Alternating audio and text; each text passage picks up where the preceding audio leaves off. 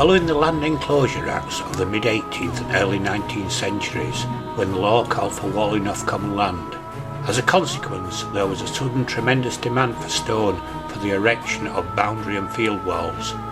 Today a great many survive hereabouts, dating no doubt from this period and attesting to the fact that before this period land around Bradley was much more open than it is. No less than 3 quarries were still shown on maps at the beginning of the 20th century, but were described as disused.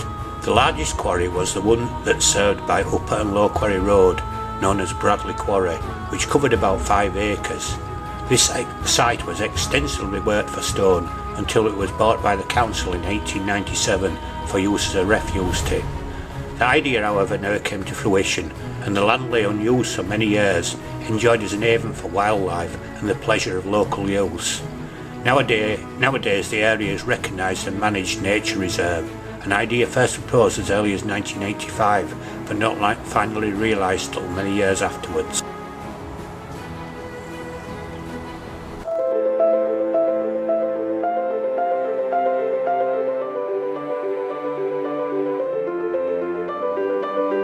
The earliest and most important of the bridges here at Bradley was Cooper Bridge, spanning the River Calder. Before the Calder was deepened and became a navigable waterway, it is probable that the depth at this point was considerably less, and quickly became a crossing for man and beast, for indeed the very name Cooper Bridge is derived from the word cow ford.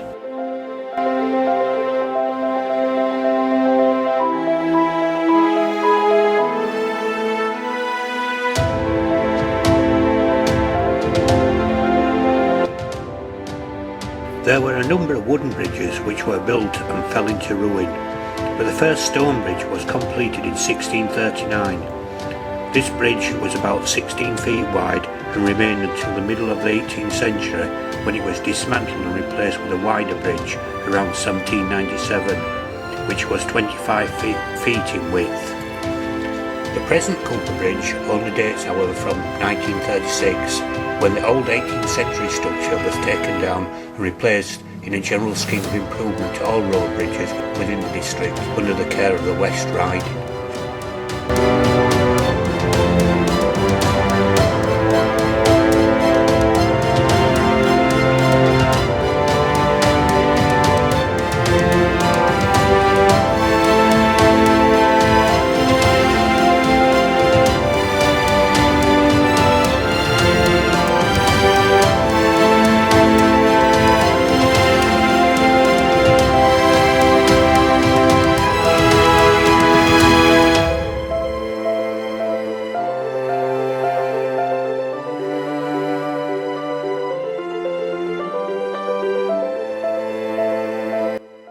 Some historians fancifully argue the name Dumb Steeple represents a corruption of the phrase Doom Steeple, so called because it once marked the boundary of Kirklees Priory, within which doomed men could claim sanctuary.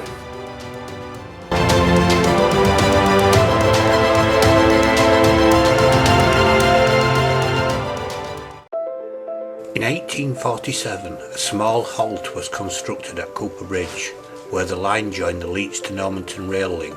An imposing entrance to the Cooper Bridge station can be still seen in the stone wall of the railway bridge, which today spans the main Leeds to Huddersfield road and led up the roadway to the railway above. It was not until 1850, however, that a railway station was built at Bradley.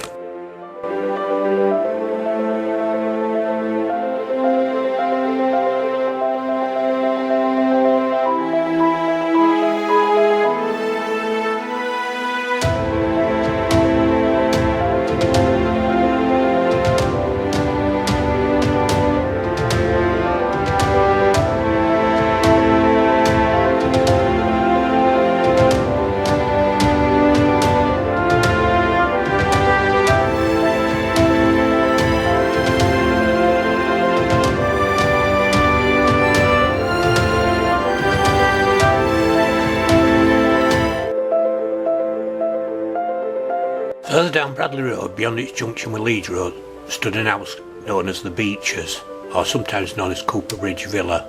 This too dated from the late 18th or early 19th century. It stood in its own grounds at the corner of Low Quarry Road and Leeds Road behind the present garage, and was swept away to allow an extension to the garage premises. It probably erected to serve the mill owner's house nearby at Home Mill. Double fronted and built with local sandstone, it was in the garden of the Beeches that a tram car came to rest in an accident of 22nd of April 1905.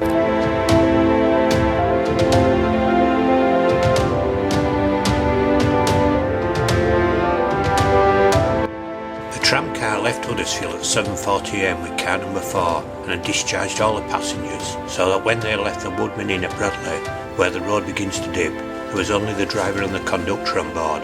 The driver suddenly found that the car was running away, and being unable to stop it, he made his way as rapidly as possible through the lower saloon and jumped off the car at the rear some 30 or 40 yards from where the car ultimately came to contact with the garden wall at the house known as Bradley Villa. The conductor was thrown off the car and sustained some injuries.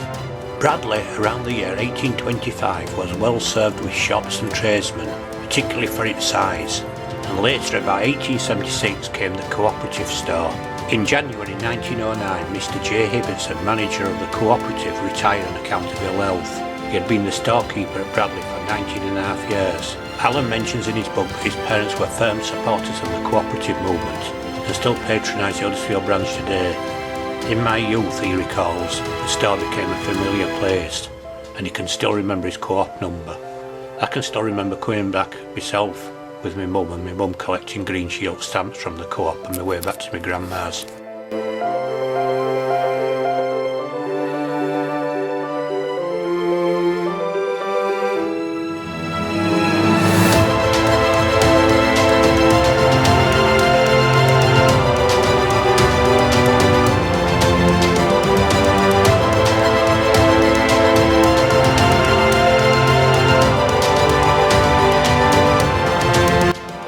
Built in 1806, making it perhaps the 5th oldest standing building in Bradley, after the Grange, Bradley Hall, number 35 Oak Road, which was 1751, and Bell Cottage 1802, is the White Cross Inn. The pub is supposed to be the most haunted building in Bradley. Landlord John Howgate committed suicide by hanging himself in the kitchen of the inn on 9th of November 1865. He had been despondent since losing his wife around 2.5 years previously and left behind 6 children.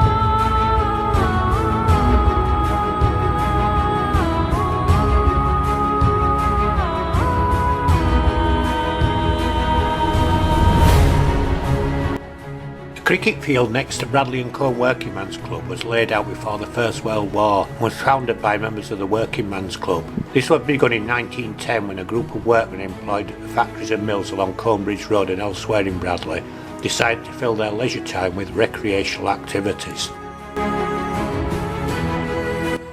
I also remember that there used to be a cobbler's around this vicinity, but I cannot find any pictures of it anywhere.